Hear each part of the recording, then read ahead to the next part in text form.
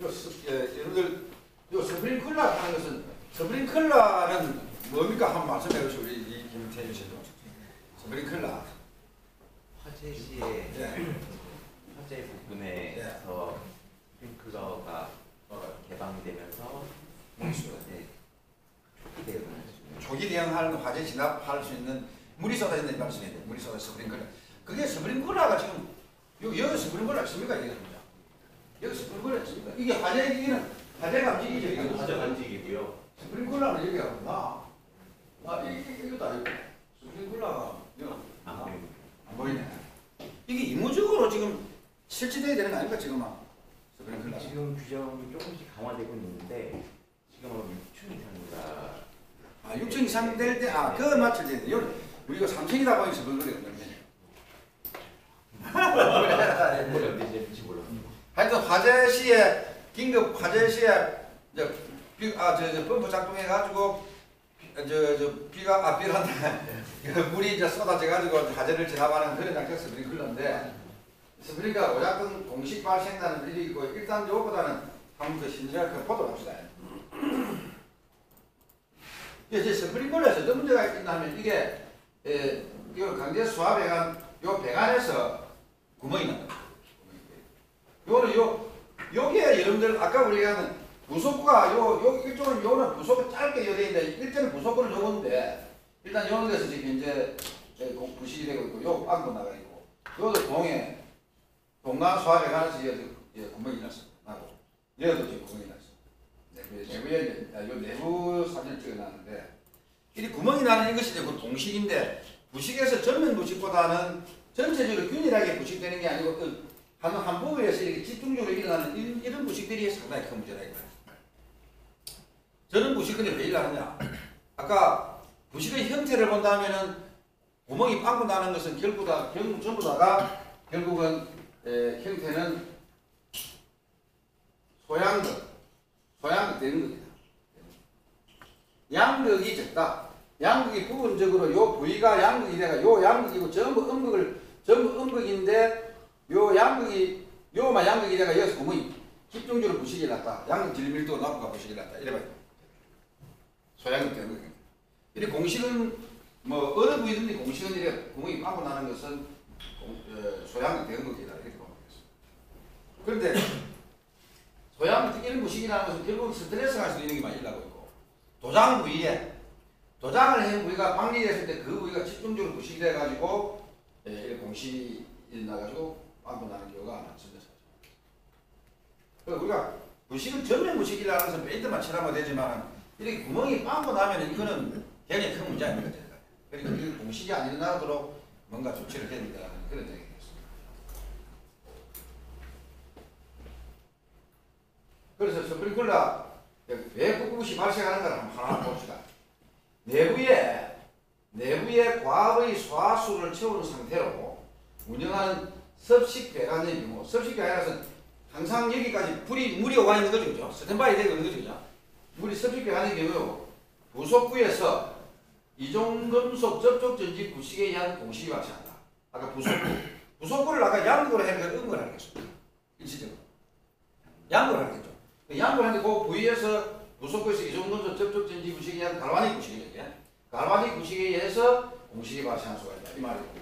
내부의 압축 공기 혹은 대기압을 채우는 건식 배관의 경우, 건식 배관은 여기까지 물이 안 와 있고 물은 긴급시에 그래 뻥뻥 가동하면서 물이 들어오는 거죠.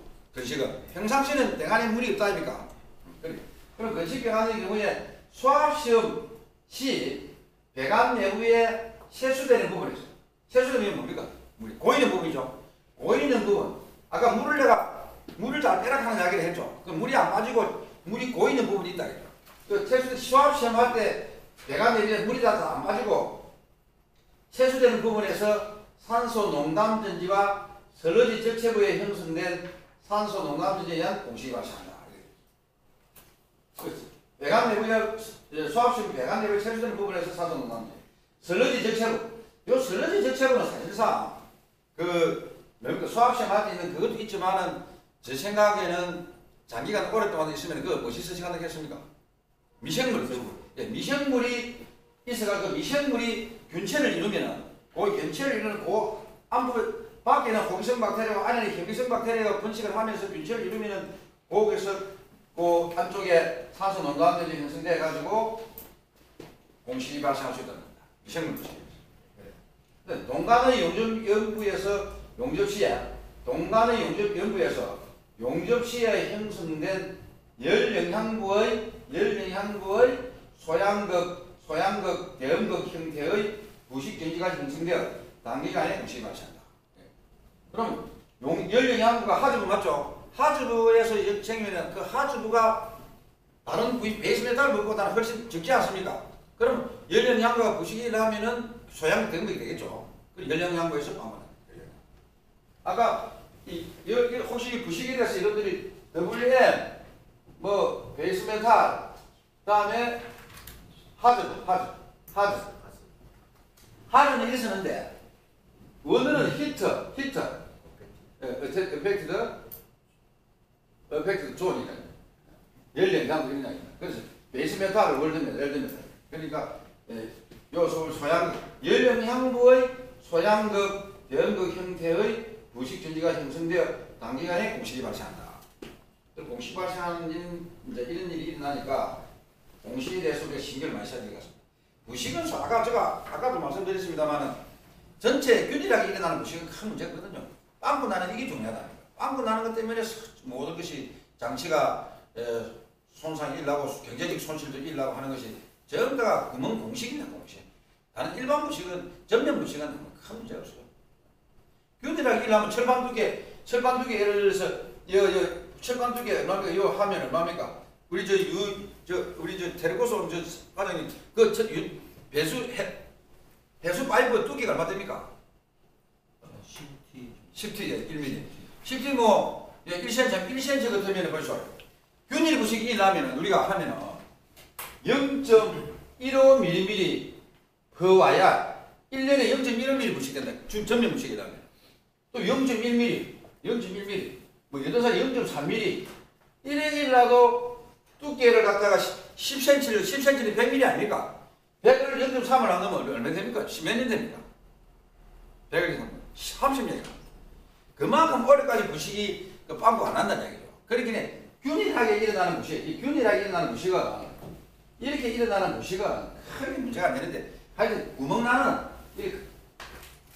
홀이 생기는 이런 부식이 큰 문제다 이 말. 그거는 뭐 시간을 관계없이 바로 나니까 이런 것은 전부 전면 부식이야. 전면 부식.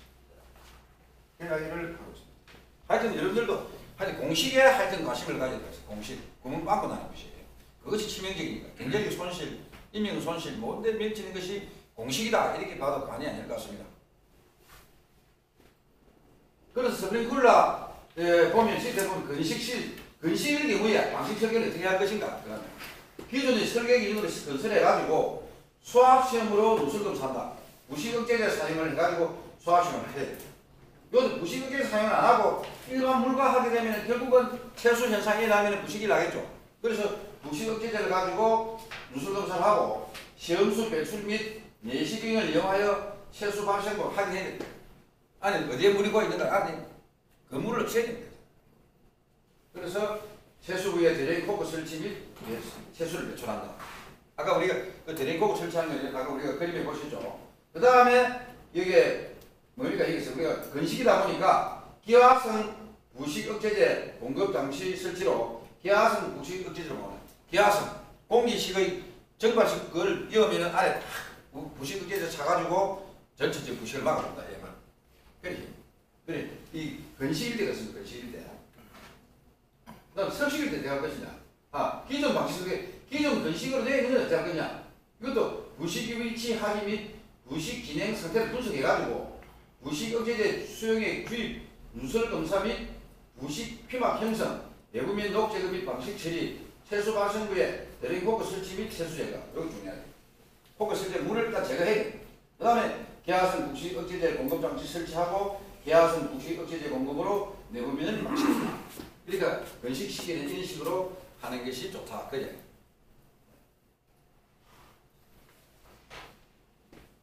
섭식은 어떻게 될까요? 섭식은 기존의 설계 기준으로 건설을 하고 부식 억제제 수용액으로 수압시면 돼요. 및 방식규막을 형성하고 그다음 부식 억제제 투입 권고 장치를 설치한 다음에 항행오염 및 인체에 무해한 적정 농도의 부식 억제제를 투입한다. 지금 그 LH 어딥니까? LH 공사상은 이게 규산염 엮고 있죠, 규산염을 엮어가지고 인체에 무해한 부식 그 억제제를 투입해가지고 정기적으로 용액의 pH 및 ORP 전이 측정 및 샘플 부식 시작. pH 측정은 여러분들이 압니다. pH는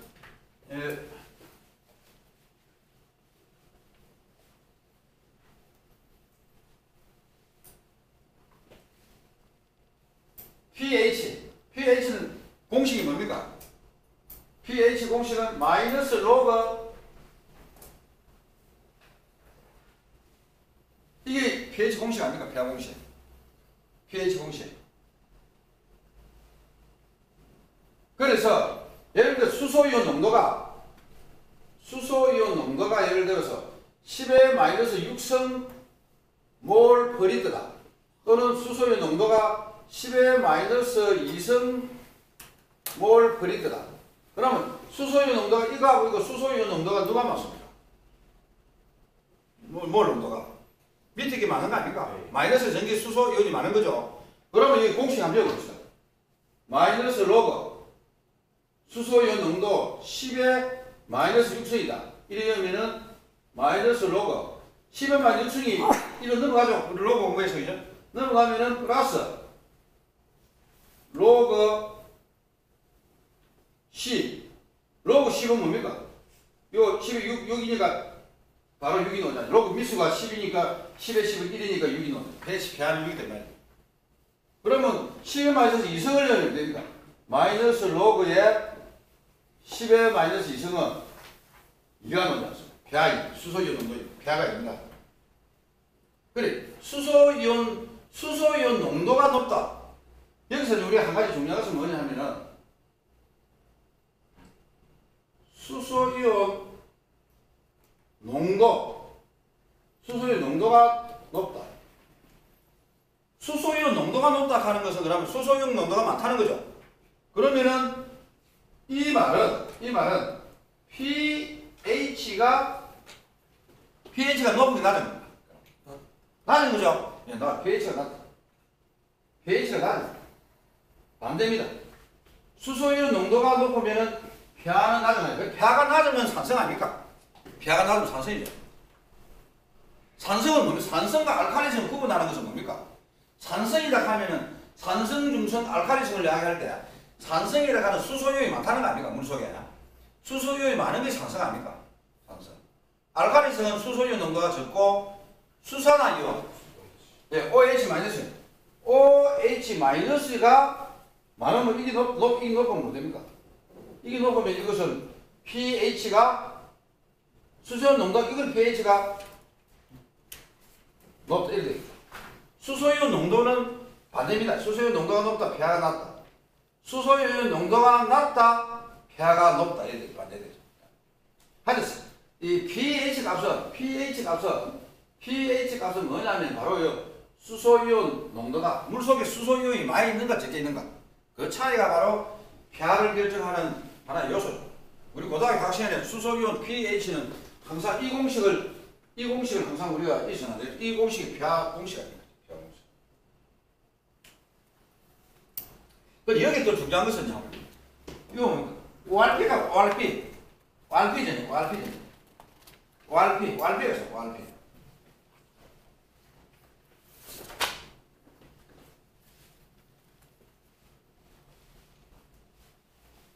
ORP는 이게 우리가 부식을 하면서 ORP를 알아둬야 되겠습니다.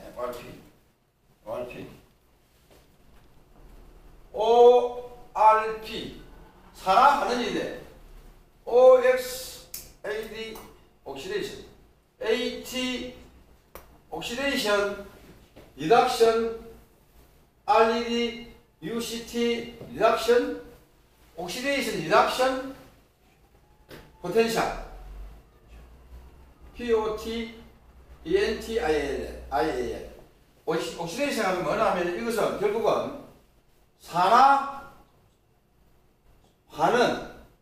산화환원제이다.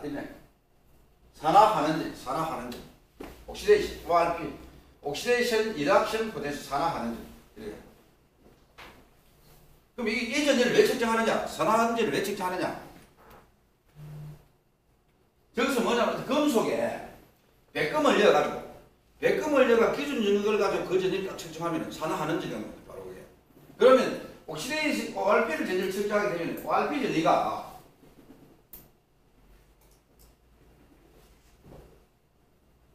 전위가 높다. RP 전위가 높다 하는 것은 뭡니까? RP 전위가 산화하는지가 높다는 이야기거든요. 산화하는지가 높다 하는 이야기는 바로 우리가 금속의 전위가 높은 놈이고 낮은 놈이 있죠. 우리 전무님 금속 중에서 전위가 최고 평형 전위가 최고 높은 게 뭐였습니까? 이선희가 시켰습니다.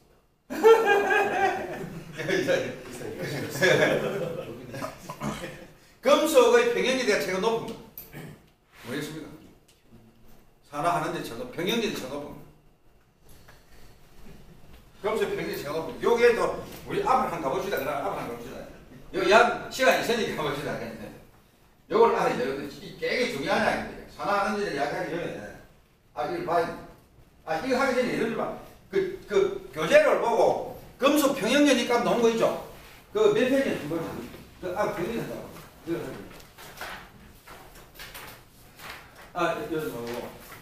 몇 페이지 준 거지? 80페이지 앞에 80페이지. 80페이지 앞에 80페이지. 그럼 80페이지. 80페이지.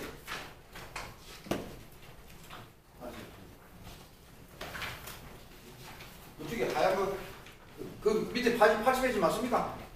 어디 80페이지 이렇게 하는데 80페이지 예 요거 80페이지 요거 찾았습니까? 네 거의 요거 찾았네.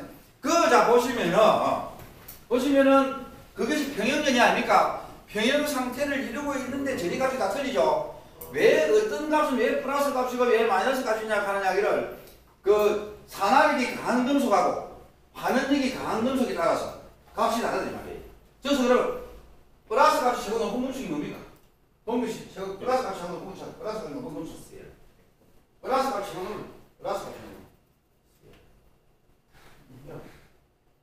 이 값은 찾아보세요. 이 값은 금은 되겠습니까? 금 AU 값이 얼마입니까? 1.5죠? AU가 금속의 환원전위로서 값이 최고 플러스죠. 최고 높은 값을 나타내니 금 아닙니까? 금이 플러스 값의 전위가 최고 높은 게 금입니다. 평형전위를 이루고 있는 그런데 평형전위를 이루고 있는 금이 플러스 전위를 나타내는데 그 전위가 1.5V 합니까? 그러면 그만큼 금이 환원력이 강하다. 환원력이 세다는 녹이 안 써, 부식이 안 되는 금속이라는 걸 알 수가 있단 말이죠.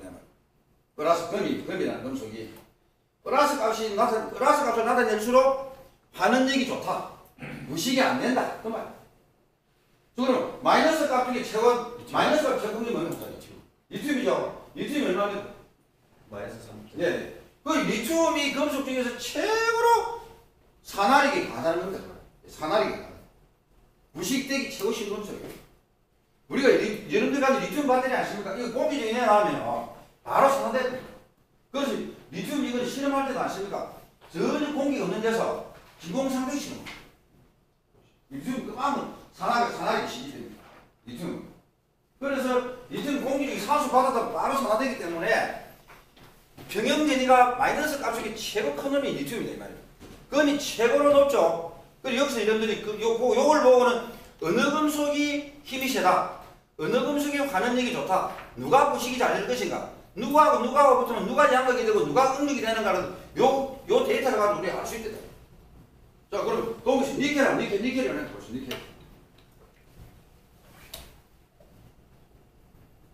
니켈 얼마입니까 혹시? 마이너스 2. 예? 0.2. 마이너스 0.25. 그럼 구리는 얼마입니까?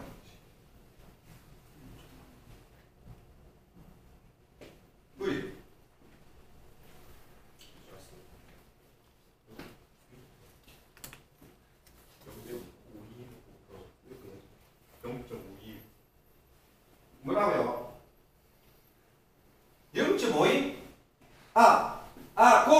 구리가 두 가지인데.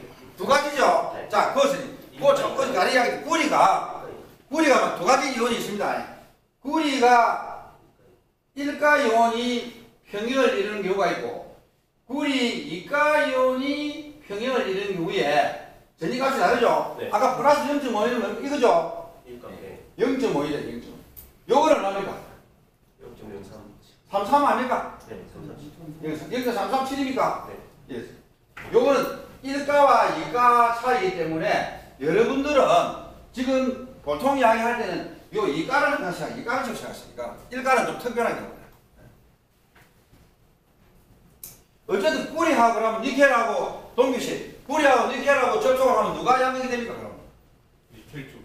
니켈이 양극이 됩니까? 그렇지. 니켈이 전이가 낮죠? 네. 그 낮은 놈하고 플러스 값이 높은 놈하고 붙으면은 마이너스 값 붙은 놈이 전이가 낮은 놈이 양극이 되고 무시겠죠?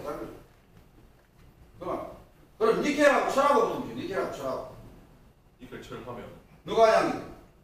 니켈 쪽. 니켈이 얼마인데? 마이너스 얼마? 마이너스 0.25. 철은요? 그럼? 철은 0.77. 그러면 마이너스 0.7 철이 마이너스 0.77? 0.44입니까? 마이너스 0.44이가 다시 딱 한번 보세요. 철이 얼마입니까? 철 평형면이 철 한번 보세요. 철 이가 철 이가 얼마입니까? 마이너스 0.44. 마이너스 0.44 맞습니까? 네. 그러면 니켈은 얼마입니까? 니켈은? 마이너스 0. 그럼 마이너스 6.2가 마이너스 6.4가 누가 났습니까? 철이. 철이 났죠? 그 철하고 니켈하고 붙으면 누가 이깁니까? 철이 이기면 니켈이 이깁니다. 힘이 생금속이 전기가 마이너스 값이 낮을수록 마이너스 값이 클수록 힘이 약하다 아닙니까? 그럼 니켈이 힘이 센거 아닙니까? 숫자가 마이너스 0.25가 마이너스 0.44 붙으면 마이너스 0.25가 잠깐 높은 거 아닙니까? 숫자가 그죠? 그럼 니켈하고 철하고 붙으면 니켈이 이기는 거예요. 그 니켈이 응급이 되고 철이 양극이 되니까 철이 구식됐네 말이에요. 그리고 이 숫자를 가지고 여러분들이 그 평형면의를 이제 한 사람이 독일의 네른스 사람이 이걸 찾아내가 숫자를 이렇게 정량화 시키는데 저걸 딱 보면은 어느 금속과 어느 값이 붙으면 누가 이길 것인가를 알 수 있다는 거예요. 그러나 그것은 단순한 순수 금속대 이야기고 금속은 어디까지 하금강 아닙니까? 어제 여러분들 김정희 교수가 했더니 모든 금속은 철 하금강 하금강이 되니까 하금강들은 또 그 나름대로 실험을 할 수밖에 없어요. 누가 높은가 낮은가는 부식전위를 재가지고 누가 세냐 약하냐 전위를 체크하면 다 나타납니다. 그렇지. 측정이 돼볼 수밖에 없습니다. 요거는 순수한 금속 100% 니켈 100% 철 100% 알루미늄 그런 순수한 금속의 자기 고유의 금속 100% 성분을 가진 그 금속에 대한 걸 나타내기 때문에 일괄적으로 비교는 되지만 합금강은 또 다르죠. 합금강은 다릅니다. 구리하고 니켈을 쓸 게 있다. 구리하고 니켈을 쓰기 무슨 감되면 구리하고 니켈 쓰고 철 니켈이 구리하고 큐브로 니켈 구리하고 니켈 큐브로 니켈 가게 되고 니켈 많으면 모델이 되고 여러 가지 강들이 있기 때문에 합금강이 되면 또 상태가 또 달라져요. 어쨌든 요걸 가지고 내분에 이야기할 수 있는 것은 야 철하고 구리하고 붙었다. 누가 이기느냐? 철하고 구리 이기죠. 니켈하고 철하고 붙으면 누가 이겨? 그 니켈. 철하고 아인하고 붙으면 누가 이겨? 철하고 아인하고. 맞아요. 철하고 아인이 세니까 철이 세니까. 철이 세죠? 그럼 철이 양극이 되고 음극이 되고 아인이 양극이 되고 아인이 녹아나니까 희생 양극이 아인이 녹아나니까. 그 말입니다. 그럼 예를 들어서 그럼 아인하고 알루미늄하고 알루미늄하고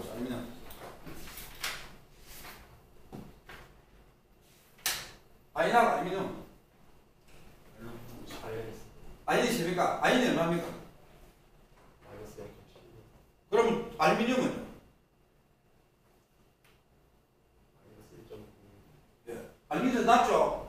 그 알루미늄 낮으니까 아인이 드시다 이 말이야. 그래. 하여튼 요걸 가지고 양극을 합니다. 그래서 전이가 그것을 우리가 여기서 말하는 어쨌든 간에 전이가 플러스 값이 높은 놈일수록 환원력이 좋다. 부식이 안 된다. 힘이 세다. 연화 경향이 적다 할 수 있고 마이너스 값이 크면 클수록 산화되기 쉽다. 부식되기 쉽다. 이렇게 이야기할 수 있는 금속의 성향을 볼 때 요걸로 평가를 할 수 있는 겁니다. 굉장히 평가죠. 교수님 그러면 예, 예. 여기 이 표에서 티타늄 같은 경우에는 예. 전극 전이가 굉장히 낮거든요. 예, 예. 근데 피막 때문에 그게 그 부식이 잘 안 된다고 그렇게 했어요. 아, 좋은 말씀이에요. 바로 그겁니다. 근데 여기서 그러면 혹시 티타늄의 그 피막이 예. 뭐 물리적으로라든지 아니면 화학적으로 좀 약하게 돼서 깨지기 쉬운 조건이 혹시 있을까요? 티탄이 대기 중에서나 물에서 않습니까? 티탄이 실질적으로 조작입니다. 티탄이 순수한 그 티탄이가 이렇게 티탄 되면은 이 티탄은 굉장히 그 뭡니까 그 이 평형인데 티탄가 실제로 얼마입니까? 지금 한번 티탄 한번 보십시오. 티탄 한번 보세요. 마이너스 1.2. 그걸 보면 굉장히 그 힘이 약한 금속이죠. 산화력이 강한 금속 아닙니까? 그런데 이놈은 산소가 없을 때는 그 값이 많은데 대기 중에 놓으면 이놈이 산소를 받아가지고 산화막을 형성해요. 산화막을 형성해버리면 판도는 더 달라집니다. 아주 중요한 겁니다. 산화막을 형성해버리면 공기 중이나 물에서 티탄이 산소를 받아가 산화막을 형성해버리면은 이놈이 산소를 받아버리면은 산은 떨어져. 그러면 티탄의 산화막이 형성해버리면은 오히려 바닷물에서 티탄을 갖다가 티탄판이 내시성이 아주 좋습니다. 티탄 송식 산소를 받아가지고. 그걸 여러분들이 다음에 있으면 아주 좋은 질문 하시는데 우리 여기서는 평형연료를 가지고 그 금속이 고유한 산화력을 이야기한 것이고 공기 중에 산소를 받았을 때는 산은 또 달라져. 그렇죠. 아주 좋은 얘기. 티탄이 공기 중에 산소를 받으면 바닷물에서 티탄이 내시성이 아주 좋습니다.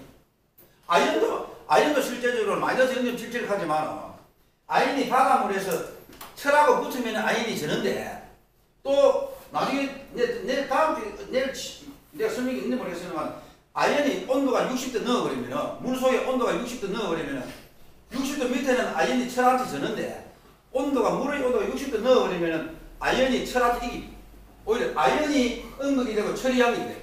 그런 현상이에요. 옛날에 그걸 몰라가지고 처음에 아연하고 철하고 제가 방식을 했는데 가만히 보면 나중에 보면 아연이 생생히 살아있고 철이 이 무슨 일이고 하면 물의 온도가 60도 넣어보니까 아연이 오히려 음극이 되고 힘이 세버리고 철이 양극이 되고 철이 부시고 그 온도 있다. 그런 차이죠. 알루미늄도 일단은 산화막을 형성을 안 할 때는 우리가 순수 알루미늄 전해가 굉장히 낮죠. 산플러스 이게 낮죠. 근데 알루미늄이 Al2O3나 산화막을 이렇게 형성해버리면은 알루미늄도 장난하면서 이것도 철한테 이걸 철한테 장난하고 알루미늄 산화막을 형성해요. 여기서 여러분들이 꼭 알아야 할 것은 금속은 산화력이 강한 금속이죠. 힘이 약한 원래의 자기 고유한 성질은 티탄이나 알루미늄이나 마그네슘이나 이런 금속들이 원래 산소가 없을 때는 그 산화력이 강한 금속인데 산소만 일단 받았다 하면은 산화막을 형성해보면 판도는 다르죠. 그게 이제 왜 그러냐면 이 금속의 본능이라 봐야 되는데 힘이 약한 금속일수록 자기가 항상 너한테 지는 게 있잖아. 싫다. 그러면 내가 만을 붙으면 내가 깨지니까 내가 뭐 저놈한테 이길 방법이 없나? 그 생각을 한 게 뭐냐면 공기 중에 산소를 받아가지고 산화막을 나도 형성해가지고 나도 철한테 이겨. 그래가지고 아연도 60도 넘으면 아연이 이기고 티탄은 막 처음부터 공기 중에 바닷물에서 산소를 받아 강한 산화막을 형성하기 때문에 바닷물에 티탄은 무시가 안 됩니다. 그만큼 자기들이 원래는 힘이 약한 금속인데 공기 중에 산소를 받아 어떤 산화막을 형성하느냐에 따라서 오히려 내식성이 아주 강한 금속으로 변하는 거예요. 그 자기가 원래의 고유한 성질이 산화력이 강한 금속일수록 약한 금속일수록 산소를 받아가지고 자기를 보호하려면 너한테 이기려고 하는 그런 강한 본능을 가졌어. 그런데 아까 어제 전에 검은 자기가 원래 산화하는 힘이 세니까 검은 자기가 원래 힘이 세다 보니까 검은 금속들한테는 야, 너 다 붙어봐라. 내가 안 된다. 나는 산소 필요 없다. 산화막 형성 안 한다. 나는 산화막 형성 안 한다. 나는 내 자신이 세는데 누가 내한테 이기면 누가 이기면 붙어봐라. 그렇게 금만은 공기 중에 산소를 안 받아들입니다. 금 외의 은이나 모든 금속들은 나름대로 산소를 받아가지고 산화막을 형성하는 성질이 있습니다. 그 산화막을 형성하는 성질이 힘이 약한 금속일수록 산화력이 강한 거예요. 공기를 산소를 받아들이는 그런 성질이 또 강합니다. 이게 참 묘한 금속들도 그런 그 본능이 있어요. 전기가 경이 났다 아닙니까? 낮은데 공기 중에 산소만 받았다고 힘이 엄청 세집니다. 그 티탄 바닷물에 들어가면 철도 깨면 안 됩니다. 대탄. 언제시는 산화가 받아야 되겠다. 그리고 지금 아까 지금 리튬은 말이죠. 리튬은 전기가 이 낮은 음수 아닙니까? 공식이 나오다고 산화되고. 그러려면 그걸 우리가 못 써먹는 거야. 리튬은 원래 고약값은 마이너스 3.1이라는 굉장히 전기가 낮은 음속인데 요놈을 우리가 이용해보려고 하면 공기적인 산소를 이렇게 바다가 산화해보면 안 되기 때문에 여러분들이 리튬 바다의 안에는 절대 그런 공기도 안 들어. 리튬 순수한 리튬만 왔다 갔다 현수가 왔다 갔다 하지. 거기 산소가 절대 안 들어갑니다. 그리고 산소를 실험할 때도 리튬 전지 실험할 때도 거기 가면 전부 진공을 해가지고 산소 못 들어가. 그러니까 리튬은 순수하게 니는 원래 전기가 낮은 놈을 우리가 이용을 해보야 되니까 공기 산소가 들어가고 하면 주는 뭐 우리 못 써먹는 거예요. 산화가 안 되죠. 그러니까 고유한 성질을 우리 이용하는 거예요. 산소 붙었다 하면 상황은 많이 다르집니다. 그걸 여러분들이 참 좋은 거 알아야 되겠다. 그래서 우리가 여기서 아까 말하는 왈피 전이를 한번 보면은 왈피 전이를 한번 보죠.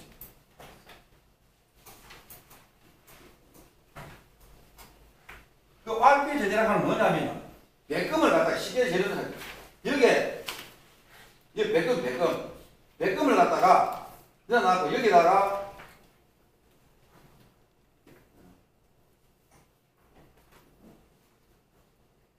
정유기를 가지고 여기에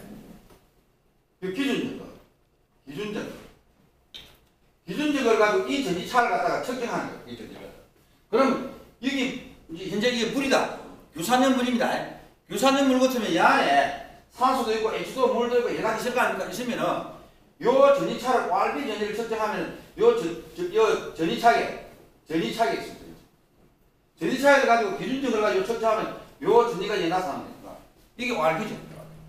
뭐 왈비 전지 측정하는 안에 내부 그 왈비 측정기가 있는데 안에 그렇게 복잡한 게 아니에요. 안에 백금적하고 그 백점이 없습니다. 그러면은 이 그 기준적을 이제 측정하면 이 전지가 왈비 전지인데 그 왈비 전지가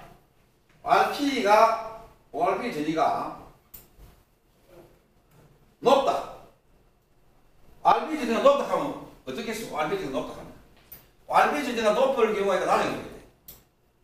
그럼 왈비 전지가 높다 하면은 이 금속이 이게 높다 하면 이 계면의 용액의 성질을 지금 정성적으로 이야기하는 거예요.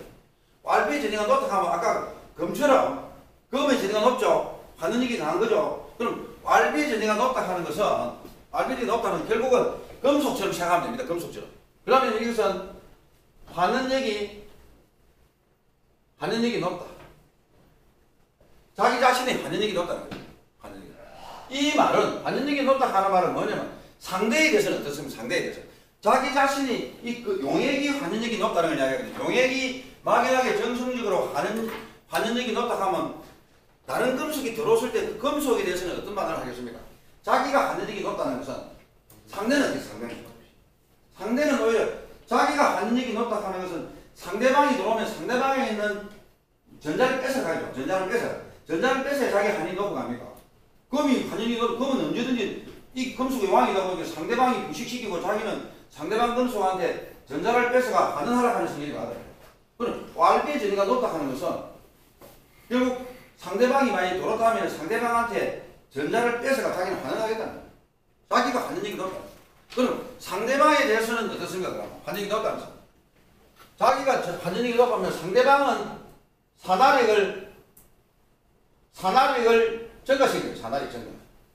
상대방 산화력이 증가. 자기가 왈비가 높으면 환원력이 높으면은 상대방은 뭡니까? 상대방은 오히려 산화력을 증가시킵니다. 그러면 이런 금속 왈비지가 높으면 어떻습니까? 자기 자신의 환원력이 높다는 것은 여기에 만약 물체가 어떤 금속이 돌아버리면 그 금속은 여기 있는 금속은 산화력을 증가시키면 그 금속은 부식이 잘 되게 만드는 거, 잘 되게 만드는 거, 못 되게 만드는 거. 예? 부식이 잘 되게 만드는 거. 그래서 왈비 전이를 잰다는 것은 자기 자신의 환원력을 높기 때문에 여기 만약 금속이 들어오면 그 금속을 갖다가 산화시키는 성질이 강하다. 상대방은 부식시키는 성향이 강하다. 그야 왈비 전이 측정합니다. 자기가 환원력이 높으면은 자기가 전이가 높으면 상대방을 부식시키는 말이에요. 부식시킬 수 있는 가능성이 높다는 이야기고 왈비 전이가 낮다. 완비 전이가 낮다 하면 낮다. 완비 전이가 낮다 하면은 자기 자신의 그러면 됩니까?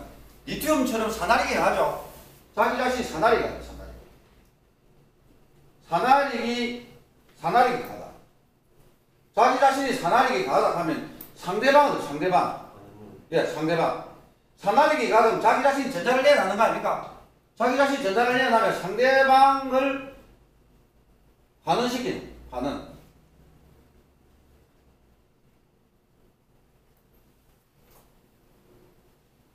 상대방을 반응시키는 힘이 강하다, 이 말이에요.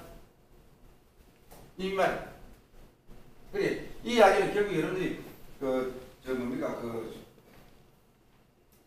완비 전이는 특별한 정성적인 영향인데, 하여튼 간에, 완비 전이를 유산임을 이어가지고, 안 였을 때 재보고, 재봤을 때 예를 들어서 플러스 50이 나왔는데, 유산을 이어가 재보니까 마이너스 50이 나왔다. 그러면 유산을 이었을 때 마이너스 50이 나왔다면, 초기에 50이 나왔는데 유산을 이어가 마이너스 50이 나왔다는 것은 반응전이가 떨어진 거죠. 그런 이야기 아닙니까? 그럼 반응전이가 떨어졌다 하는 이야기는 그 용액의 산화력이, 용액이 산화력이 크다는 거예요. 용액의 산화력이 크면은, 만약 그 옆에 있는 금속은 반응이 된다. 즉, 방식을 시킬 수 있는 힘이 있다. 이 말이에요. 방식을 시킬 수 있는 힘이 강하다. 완비전이가 내려가면 상대방을 반응시킨다. 그럼 상대방을 반응시킨다. 그래서 이런 이야기 뭐냐 하면, 그런 걸 좀 치환도금에서 이야기를 우리 할 수 있는데, 아니, 자기 자신이 이 완비전이가 높다. 완비전이가 낮다. 요걸 이렇게 완비전이가 높다 하는 것은 자기 자신이 가련이 세다. 그러면 상대를 산화시킵니다. 자기 자신이 낮다 하는 것은 자기 자신이 산화력이 강하다. 자기가 산화력이 강하다는 것은 그 금속의 성질이 상대방 금속이 들어오면 상대방을 오히려 반응시킬 수 있는 힘이 강하다. 자기 자신은 산화력이 높다는 것은 상대방을 반응시킨다. 이 말이에요. 그 말이에요. 그래서 우리가 산화제라 그래. 산화제, 동규씨. 산화제라 그러면 뭘 산화제라 그럽니까? 산화제가 반응제. 산화제이고 반응제가 있는데, 산화제라 그러면, 산화시키는 금속이 산화제 아닙니까? 그 산화제는 상대방을 산화시킵니다. 산화제는 상대방을 산화시킵니다. 상대방을 산화시킨다는 것은 나는 뭐 되겠다, 나는 반응돼야 되겠죠. 내가 반응되고 전자를 빼서 누워야 상대방을 산화시킵니다. 상대방을 산화시키는 게 산화제예요. 상대방을 산화시키기 위해서는 나는 그놈한테 전자를 빼서 해야 돼. 나는 반응돼야만 상대방이 산화를 하는 거야. 그게 산화제. 반응제는 상대방을 반응시킵니다. 상대방을 반응시킨다는 것은 뭡니까? 상대방한테 전자를 줘야 되겠지. 그럼 내 자신은 산화제. 반응제는 자기 자신은 산화제. 자기 자신. 내가 산화를 해야 전자를 상대방이 주가 상대방이 반응을 하는 거야. 그래, 완비전이는 산화력과 반응력의 그 정성적인 척도입니다. 완비전이가 내려가면 내려갈수록 그 금속의 용액은 산화력이 강하다. 산화력이 강하니까 어떤 금속이 들어오면 어떤 금속을 갖다가 반응시킬 수 있는 방식시킬 수 있는 힘이 있다. 이 말이에요. 그러면 산화제와 반응제를 꼭 여러분들 시작합니다. 산화제는 상대를 산화시킨다. 그럼 나는 반응제야 된다. 반응제, 상대를 반응시킨다. 그럼 나는 산화제야 된다. 그럼 아까 우리가 전이가 낮은 놈이 낮을수록 산소만 없다면은 리튬 금속일수록 어떻게 보면 무슨 전이가 굉장히 낮은 금속일수록 자기 자신이 뭡니까? 리튬이 낮은 산화력이 강하죠. 예. 그래, 리튬 금속인 전이가 되게 떨어지니까 자기가 산화력이 강한 거 아닙니까? 그럼 그건 산화지. 그럼 상대방을 반응시키는 힘이 있다. 이런 겁니다. 그래서 이게 보면은, 여러분들이 보면은, 어떻게 되냐면,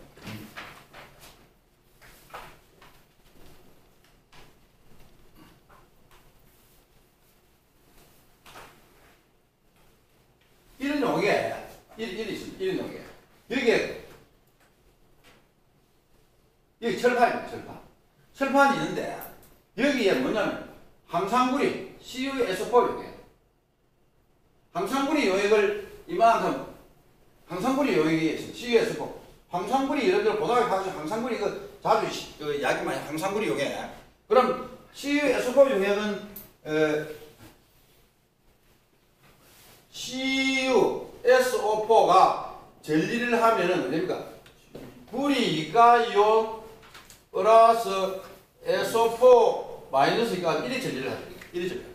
항상구리를 물에 녹이면 이게 분말인데 파란 분말인데 물에 녹이면 항상구리를 물에 녹이면 구리 이가하고 SO4 마이너스들은 여기에 구리가 있고 SO4 마이너스 이까지 있고 막 구리가 있어. 구리 이까지 팍 있습니다.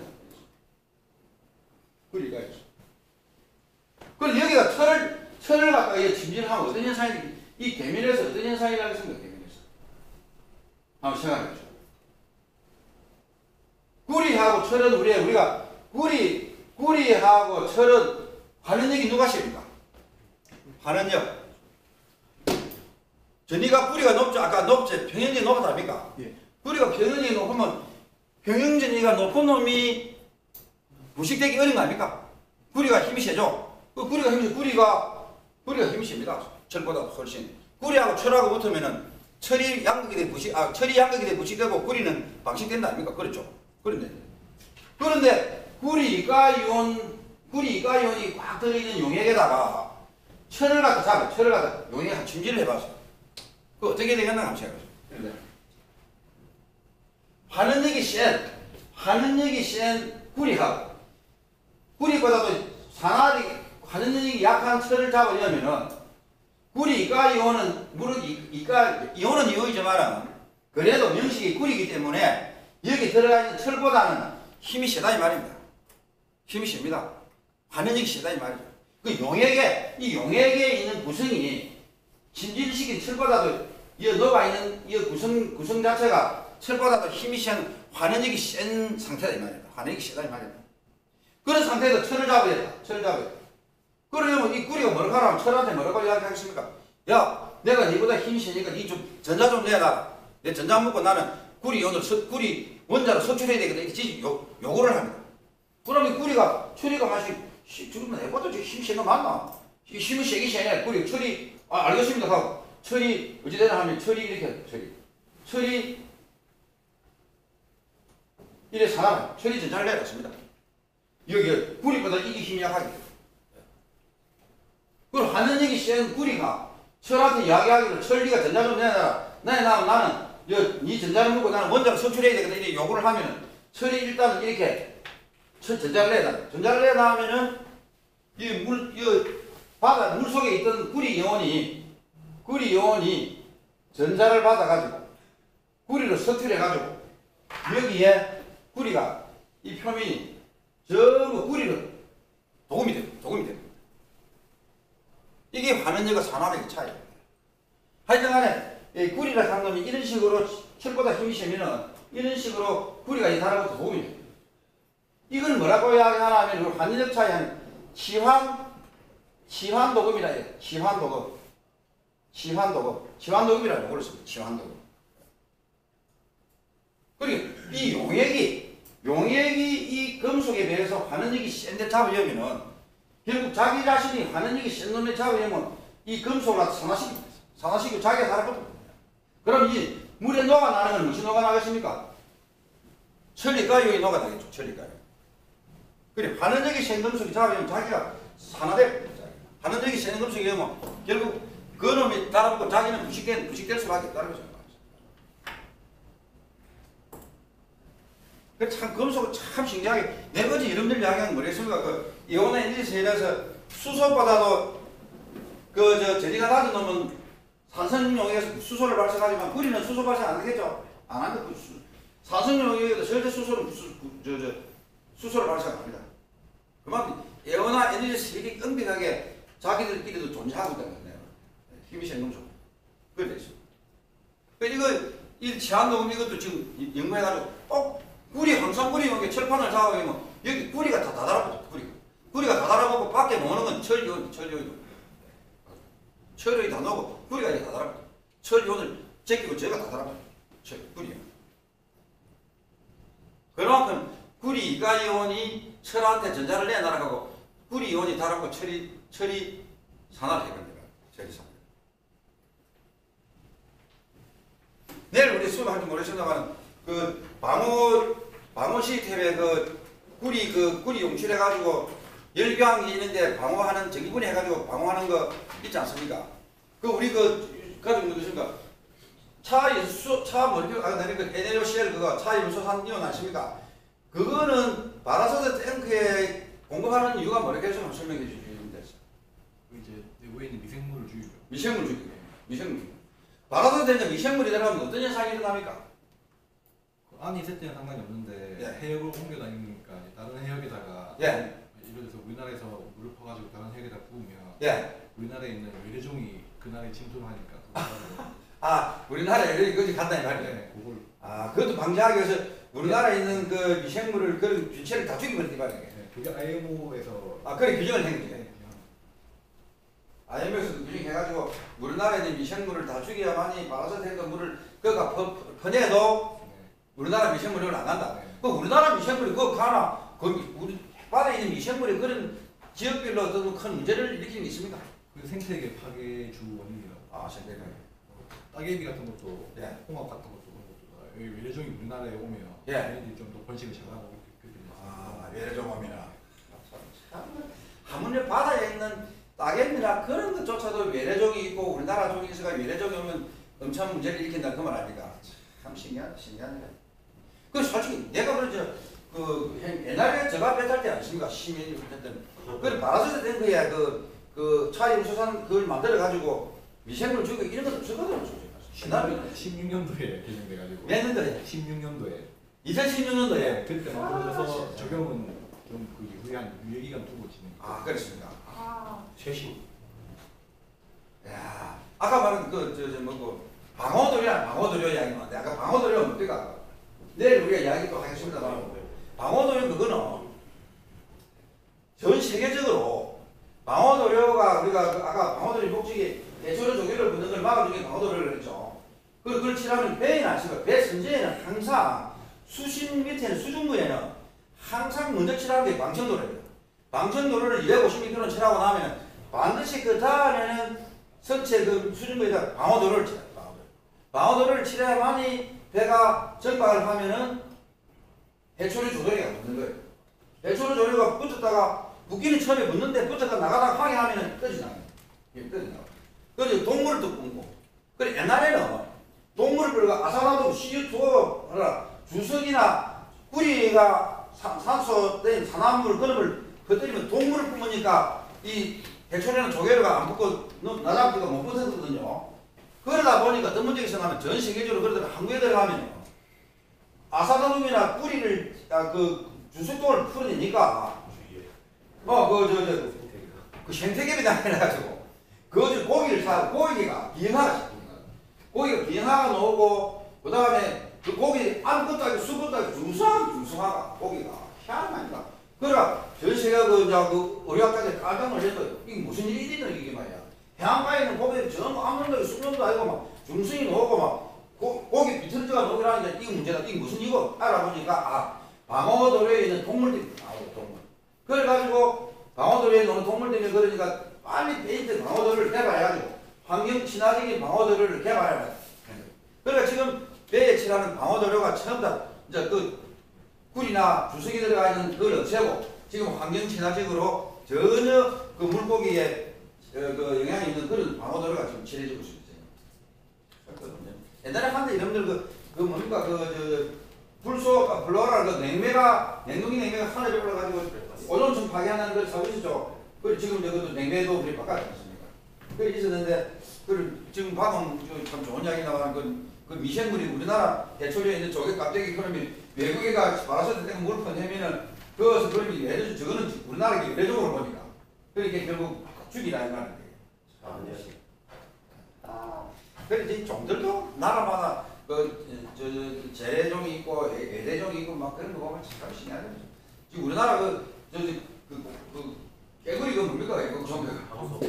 그러면 지금 재는 걸 해서 기분이 열심히 잡고 있는데 대체를 다 했는지 아직 살아있는지 모르겠네. 많이 없었대요. 많이 없었다고. 많이 없어지는가 지금요? 못 견뎠대요. 예? 옛날에 봄, 여름, 가을, 겨울이 너무 세가지고. 예. 저거 그 항소 개구리가요? 그럼 저 전멸되었습니다 그럼 지금. 처음에 한 2번 정도 남았잖아. 야, 이거는 이제 두꺼비가 탄소 개구리가 두꺼비야. 우리나라 두꺼비가 이기나 이 말이야 그러면. 두꺼비 덩치가 그건 한수 개구리 덩치 크던데. 크다보다 세가 아닌가? 그래 하여튼 재래종 문제가 참 보통 문제. 그것도 그렇고 식물들도 재래종이가 막 퍼뜨리 가지고 막 우리나라 그걸 다 죽이고 재래종을 지키고 하는 것도 있고 예래종이 가지고 참 그런 참 얘가 사건이라는 것입니다. 자, 그래서 한 번 더 왈비 전이는 산화하는 전이인데 왈비 전이가 낮다는 것은 자기 자신이 뭡니까? 산화력이 강하면 상대방을 환원시킬 수 있다는 이야기죠. 자기 자신이 전이가 높으면 지가 환원력이 강하면은 오히려 상대방을 환원시키니까 오히려 그 들어오는 금속은 부식될 가능성이 높은 그런 말이에요. 그걸 산화제와 환원제의 개념을 좀 알아야 되고 그걸 알면은 되겠습니다. 그래서 우리가 이것도 지금 현재 이런 치안 녹음도 아십니까? 녹음 다 뿌리도 막 철발 딱 잡으면 바로 조금 있으면 맛있습니다. 뿌리 어디 달아붙어 녹음이 됩니다. 치안 녹음. 뿌리 어디 달아붙어.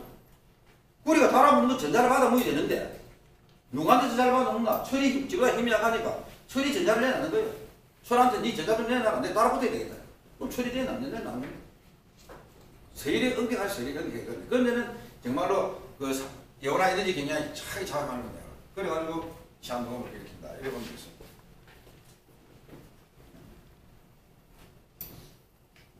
섭식 기존 상태에서는 부식 기능 상태를 구축해가지고 부식역제 투입 당시 설치가 부식적 공급장을 통해 직접 농도의 적정 농도의 부식역제 공급으로 내구면 방식 및 샘플 실현 부식 시험을 한다 이 말이에요. 그리고 이거는 기존이고. 그래서 설치 방식 이거 먼저 한번 설치 방식. 자, 이거 한번 천천히 우리 음미를 해봅시다. 이거 문장을 한번 읽어보겠습니다. 전기가 통하는 금속들은 운전시 발열 현상이 있고 운전을 멈추면 냉각되기 때문에 결로 현상이 발생할 수 있다. 정말 여러분들 금속들 운전시 금속들이 열이 왜 납니까? 동규씨. 그러면 전기가 통하는 금속들은 운전시 발열 현상이 왜 일합니까? 전기가 통하는 전기가 통하면 저항이 있죠. 저항에서 열. 예. 저항이 있으니까 저항이. 우리가 열량 전기가 타는 열량 Q는 0.24 I 제곱 R가 이 공식이 있으니까 이건 I 제곱 R이 더블 아닙니까? 와트 T죠. 그래서 금속에 저항이 있으면 반드시 열이 납니다. 열이 나게 했습니다. 금속. 그러면은 운전을 멈추면 금속이 빨리 냉각되는데 빨리 냉각이 되지만은 그 주변에 가열되어 있던 공기들은 아직 뜨겁다. 그리고 금속이 빨리 냉각되기 때문에 그 주위에 있는 뜨거운 공기들이 금속에 따라붙으면서 결론이 요 쉽게 말해서 여름에는 냉장고에서 맥주병 꺼내나면 바로 물이 흘러내리죠. 뜨거운 공기가 차가운 맥주병에 부닥치면 바로 있을 적보다 여러 들이 확 물이 생겨나요. 그러니까 이거 암살입니다. 그래서 변속 표면에 결로가 발생하면은 마이크로 쉘 연지가 구성되면서 무수히 많은 변속 표면에도 하여튼간에 무수히 많은 양극 응극이 있을 거 아닙니까? 그리고 마이크로 쉘 연지를 가서 무수히 많은 양극 응극이 있다 이 말입니다. 그러면서 미세한 녹을 형성하는데 이러한 녹은 스위치 단자나 직접 회로 단자에서 접촉 저항을 높여가지고 전류와 전압에 영향을 줄 수 있다.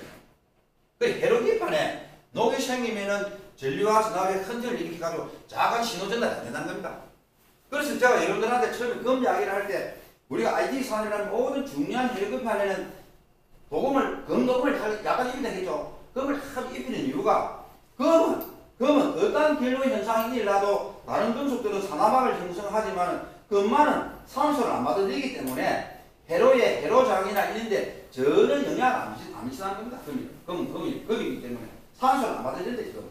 그러니까 회로장이 변화를 안 주는 다른 금속들은 전부 산소를 받아들이니까 산화막을 아주 미세한 산화막을 형성하지만 그러니까 전류전압에 영향을 주지만 금만은 산소를 안 받아들입니다. 산소 들어오면 산을 바로 차버립니다. 자기는 절대 산소 안 받아들입니다.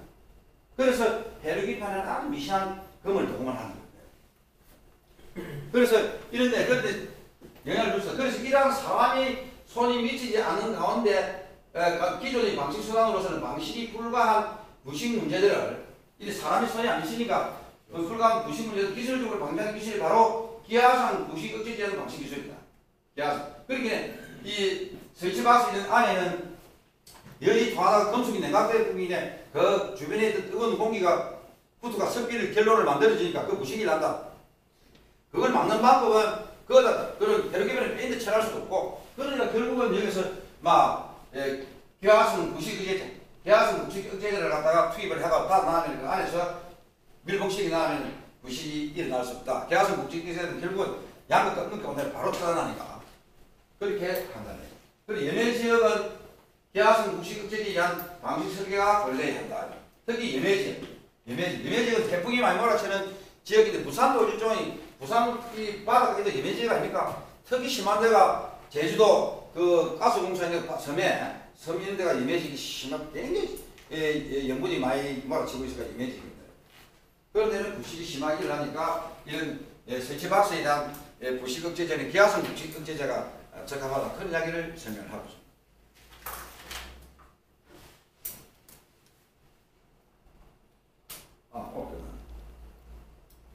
자, 그러면은 오늘 우리 여러분들 한 이야기는 여러 가지 이제 방식 설계상 물을 잘 깬다는 거 하고 이런 등등의 이야기가 오늘 우리가 여러분들하고 토론을 했는데 오늘 제가 요 설명드려서 혹시 다른 거 질문사항 있으면 한번 질문을 해주십시오. 혹시 애매한 거 무슨 내용 있습니까?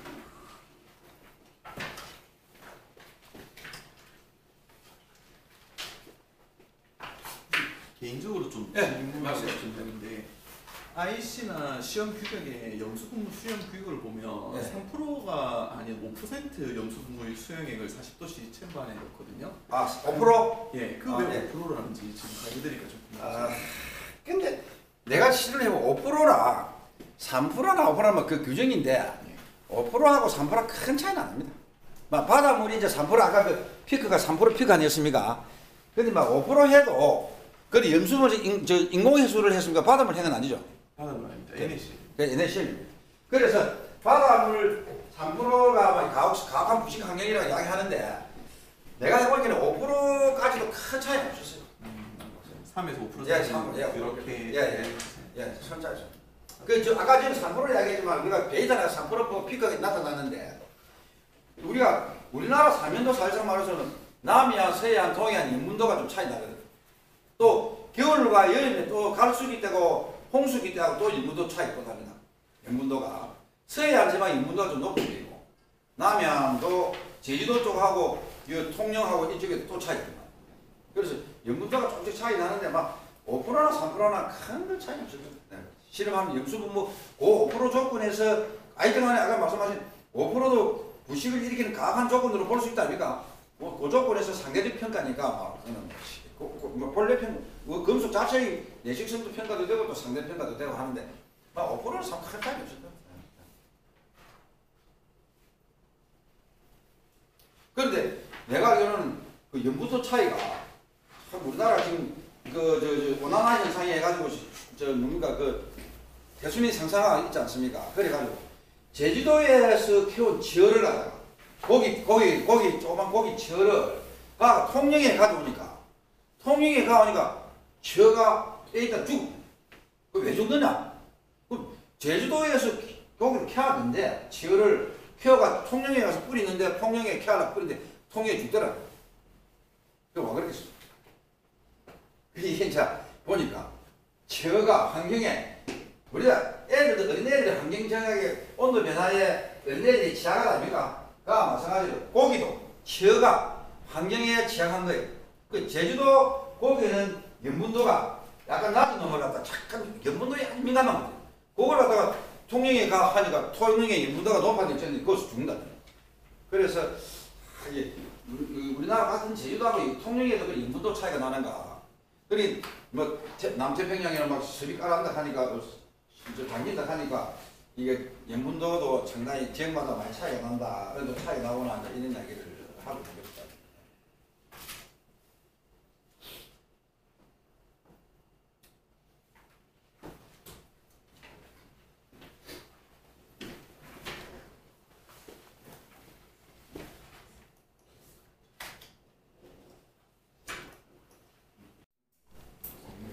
부식에 아까 어제 했는 대기부시가 참고죠. 대기부시. 이 대기의 철판이 부식이라는 경우에는 그걸 대기부식이라 그러는데 대기에 나는 부식이라는 경우는 왜 부식이라고 봅니까? 대기부식. 결로의 현상 이야기를 많이 했습니다만 우리가 대기부식은 때에 따라서는 바닷물에 어떤 사람이 이런 이야기도 하는데 여러분들 참고적으로 말씀드린다면 바닷물에 일어난 금속하고 대기 중에 나타나는 예매적에 나타나는 금속하고 부식이 어느 것이 잘 되냐 물으면 당연히 바닷물이 짜게 시기는 다 바닷물에 있는 게 부식이 잘 일어나지 않느냐 이런 이야기를 하는데 상황에 따라서는 바닷물에 있는 부식이 아니라 신경이 사라지고 대기 중에 노출된 게 부식이 잘 될 수 있다. 그런 거죠. 산소 화도하고 그 염분하고의 관계가 그렇지. 바닷물에는 결국 바닷물의 산소가 염분 이온은 많아도 바닷물의 산소가 상온 25도수에서 8ppm이죠. 굉장히 적지 않습니까? 그 대기 중에 산소는 공기 중에 70, 80%가 질소고 20% 산소죠. 그러니까 대기 중에 나와도 적당히 비가 온다든지 해가지고 염분이 몰아치면은 때에 따라서는 바닷물보다 오히려 바닷물보다 대기 중에 나타나는 금속이 부식이 더 심하지만 제주도 우리가 그 예배에서도 한 그 가스공사 있습니까? 제주도 가스공사에 거기에 처음 설치할 때 2000 몇 년대 했는 모르겠습니다. 3년 됐는데 녹 쓰는 걸 막기 위해서 스테레스강 아십니까? 스테레스강을 갖다가 상공사를 가지고 해 상공사를 가지고 모두 설치 막수 해야 하는데 시커멓게 녹기 막 군데가 녹 쓰이는 거예요. 상공사를 했는데도 스테레스 녹 안 쓰면 이게 무슨 짓이고 이거 이래서 그런데 염분이 몰아치고 대기 중에 염분이 몰아치고 그 해풍이 몰아치고 하다 보니까 습기는 계속 많아지니까 습도가 높으니까 밤낮의 온도 차이 결로 현상이 되는 거죠. 여러분들 아침에 여름 되면 아침에 그 풀밭에 가면 풀에 물 뜬만 아닙니까? 완전 젖을 뿐 아닙니까? 결로 차이 아침에 이슬 만들어요. 그와 마찬가지로 습도가 높은 지역에는 아침 되면 그만큼 그 물기가 금속에 달아붙고 또 염분이 달아붙다 보니까 스테레스 강이라도 제주도 그 지역에는 그리 녹습니다. 그런데 가든 스테레스는 다른 어디든 없고 제주도 말고 그 어디고 인천하고 저 위에 가스공사 했는데 똑같이 스테레스가 했는데 그걸 녹이 났습니다. 제주도가 제주도 가스공사 성립이었어요. 녹았습니다. 그래 참 염해 지역의 그 습도 상대 습도가 상당히 영향을 미친다. 상대 습도. 그래서 습도가 높고 염해 지역에는 오히려 대기 쪽에서 부식이 오히려 더 심하게 나죠. 그런 상황이 있다는 걸 알았습니다. 그 대기부식은 습도, 상대 습도가 상당히 영향을 미친다. 염해 인분의 영향이 크다. 이렇게 우리가 볼 수 있겠습니다.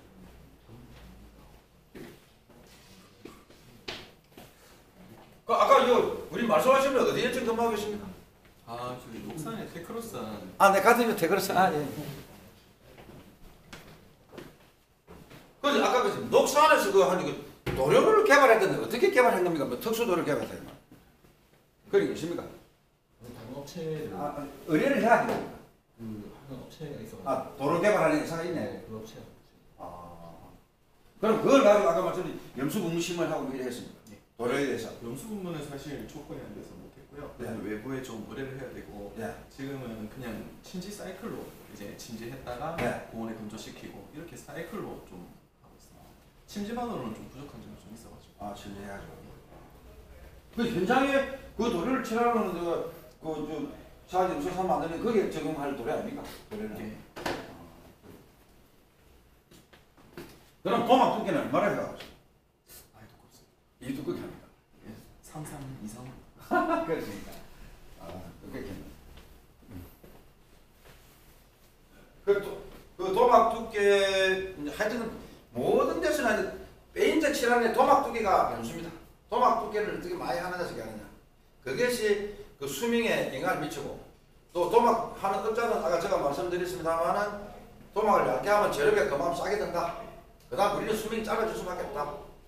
그 페인트 업체 그건 어떻게 아파트 업체하고 짜가 하는 거니까 하여튼 흉내만 내고 도막을 얇게 하면 할수록 빨리 수명이 빨리 색깔이 없어지니까 또 그 업체는 또 빨리 공사를 하기 더 좋고 그런 서로 간의 장단점이 있는데 너무 도막을 얇게 해버리면 큰 문제가 돼요.